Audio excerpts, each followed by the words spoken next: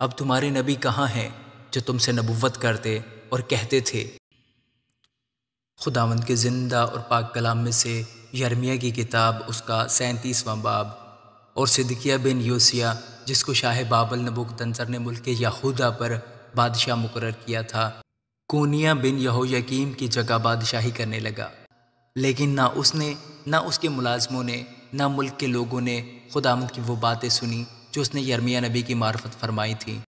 اور صدقیہ بادشاہ نے یہوکل بن سلمیہ اور صفنیہ بن ماسیہ کاہن کی معرفت یرمیہ نبی کو کہلا بھیجا کہ اب ہمارے لیے خداوند ہمارے خدا سے دعا کر۔ ہنوز یرمیہ لوگوں کے درمیان آیا جایا کرتا تھا، کیونکہ انہوں نے ابھی اسے قید خانہ میں نہیں ڈالا تھا۔ اس وقت فرعون کی فوج نے مصر سے چڑھائی کی، اور جب کسدیوں نے جو یروشلم کا محاصرہ کیے تھے اس کی شہرت سنی تو وہاں سے چلے گئے۔ تب خداوند کا یہ کلام یرمیہ نبی پر نازل ہوا کہ خداوند اسرائیل کا خدا یوں فرماتا ہے کہ تم شاہ یہودا سے، جس نے تم کو میری طرف بھیجا کہ مجھ سے دریافت کرو، یوں کہنا کہ دیکھ، فرعون کی فوج جو تمہاری مدد کو نکلی ہے اپنے ملک مصر کو لوٹ جائے گی، اور کسدی واپس آ کر اس شہر سے لڑیں گے اور اسے فتح کر کے آگ سے جلائیں گے۔ خداوند یوں فرماتا ہے کہ تم یہ کہہ کر اپنے آپ کو فریب نہ دو کہ کسدی ضرور ہمارے پاس سے چلے جائیں گے، کیونکہ وہ نہ جائیں گے۔ اور اگرچہ تم کسدیوں کی تمام فوج کو جو تم سے لڑتی ہیں ایسی شکست دیتے کہ ان میں سے صرف زخمی باقی رہتے، تو بھی وہ سب اپنے اپنے خیمہ سے اٹھتے اور اس شہر کو جلا دیتے۔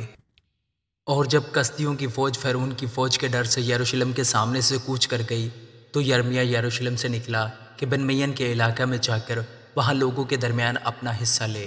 اور جب وہ بن میّن کے پھاٹک پر پہنچا تو وہاں پہرے والوں کا دروغہ تھا جس کا نام اریا بن سلمیہ بن حنانیہ تھا، اور اس نے یرمیہ نبی کو پکڑا اور کہا کہ تو کسدیوں کی طرف بھاگا جاتا ہے۔ تب یرمیہ نے کہا، یہ جھوٹ ہے، میں کسدیوں کی طرف بھاگا نہیں جاتا ہوں۔ پر اس نے اس کی ایک نہ سنی۔ پس اریا یرمیہ کو پکڑ کر عمرہ کے پاس لایا، اور عمرہ یرمیہ پر غضبناک ہوئے اور اسے مارا اور یونتن منشی کے گھر میں اسے قید کیا، کیونکہ انہوں نے اس گھر کو قید خانہ بنا رکھا تھا۔ جب یرمیہ قید خانہ میں اور اس کے تہہ خانوں میں داخل ہو کر بہت دنوں تک رہ چکا تو صدقیہ بادشاہ نے آدمی بھیج کر اسے نکلوایا اور اپنے محل میں اس سے خفیہ طور سے دریافت کیا کہ کیا خداوند کی طرف سے کوئی کلام ہے؟ اور یرمیہ نے کہا کہ ہے، کیونکہ اس نے فرمایا ہے کہ تو شاہ بابل کے حوالہ کیا جائے گا۔ اور یرمیہ نے صدقیہ بادشاہ سے کہا کہ میں نے تیرا اور تیرے ملازموں کا اور ان لوگوں کا کیا گناہ کیا ہے کہ تم نے مجھے قید خانہ میں ڈالا ہے؟ اب تمہارے نبی کہاں ہیں جو تم سے نبوت کرتے اور کہتے تھے کہ شاہ بابل تم پر اور اس ملک پر چڑھائی نہیں کرے گا؟